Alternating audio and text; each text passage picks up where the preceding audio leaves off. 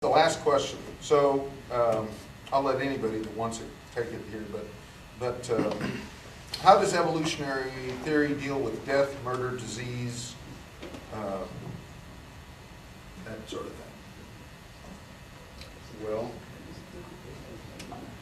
it may, I guess I don't understand what the problem is.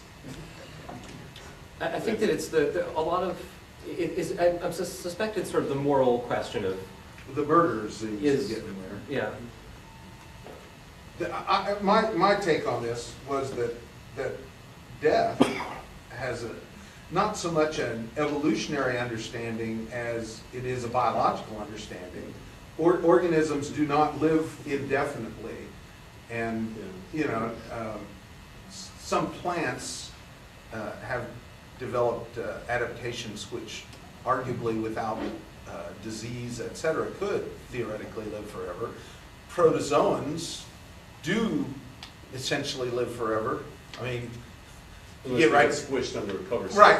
Well, right. But I mean, any protozoan that's alive today is the direct descendant of a chain of living protozoans that didn't get squished, right? So death is not an evolutionary issue, except that death is one of the ways. That's one of the consequences of failure to survive, And, right? yeah, Well, I was going to say, not so much about death, but say pain and suffering. Michael Roos, I was listening to a talk he was in the other week, and he made an interesting point that pain, after all, is an adaptation. Every once in a while, there are people that are born that don't have the ability to feel pain, and they're constantly getting injured and that sort of thing. So suffering and pain, even though we don't like it when it's happening, it is an evolutionary adaptation. Okay, so. I think of death as the other side of sex. We invented sex to speed up evolution, basically. And you keep interchanging genes and creating new things.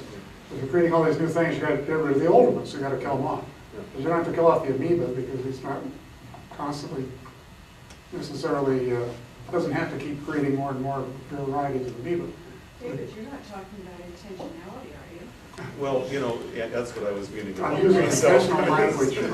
Get my Well, intentionality sensor up. From a more scientific perspective, though, for natural selection to operate, it can only operate when reproduction is occurring, and post-reproduction, really nature ceases to care whether the organism makes it or not.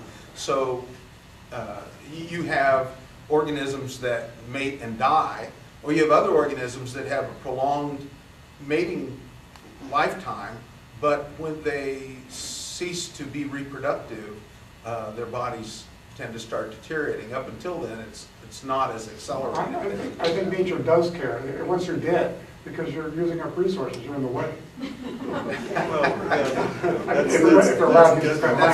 Anthropomorphism, nature cares. So let me state evolutionarily, that if you've got a species that keeps its old geezers hanging around forever, using up resources, it's not going to do as well as a species that kills them off and makes more room. Except in cases where you have parental care or grandparental care. I mean, Yeah. the dynamics change. And one thing that true. often comes up in these discussions is the question of, when we say all of this, that death is sort of necessary to keep everything working in nature.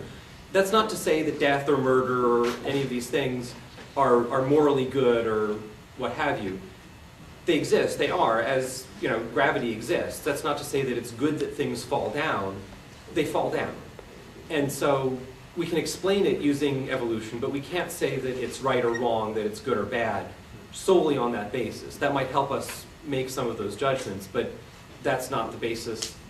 That doesn't answer the question on its own. Yeah, there's a notion in philosophy that's called Hume's guillotine, which says that basically that you can't say what ought to, something like you can't say what ought to be based on what is.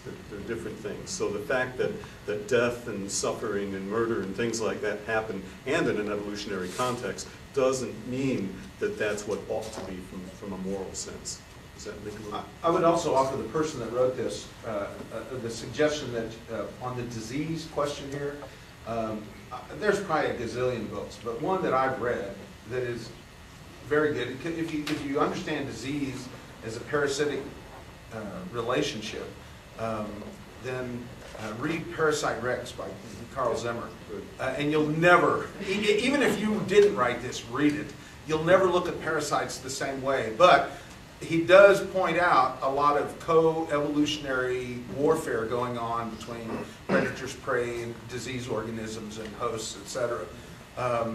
So you can at least understand disease from an evolutionary perspective.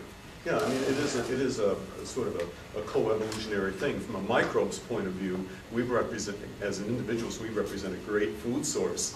And so that, you know, those microbes that can exploit that are going to do better, but we turn around and think, well, that's disease, which of course it is. And so we evolve, we counter strategies in a sense. But here I am being anthropomorphic. And then the murder side of this question, it's pretty difficult, but I would go back to evolutionary psychology. Someday has the potential to deal with that from an evolutionary perspective. But how successful, how ready evolutionary biology is now to explain murder from a scientific perspective is pretty questionable. Yeah, there's one more quick point, is that when we think about evolution and adaptation, you don't pick organisms, okay? Sometimes maybe the perfect adaptation is inaccessible, or maybe there are compromises that need to be made. So, you know, murder may happen, but in a sense, you know, it's perhaps because we're not perfectly adapted in any sense of the word. And that may apply to our psychology as well as anything else. So, I would thank everybody for coming, and I don't know that our guests are going to immediately run out the door, so if you want to still have something you want to ask them, feel free to come up and visit. But certainly that Americans United thanks you for being here, and Kansas Citizens for Science, thank you. We've got all this literature up here. Please come and peruse it, especially taking home those for joining or contributing. And drive safely. Thank you very much.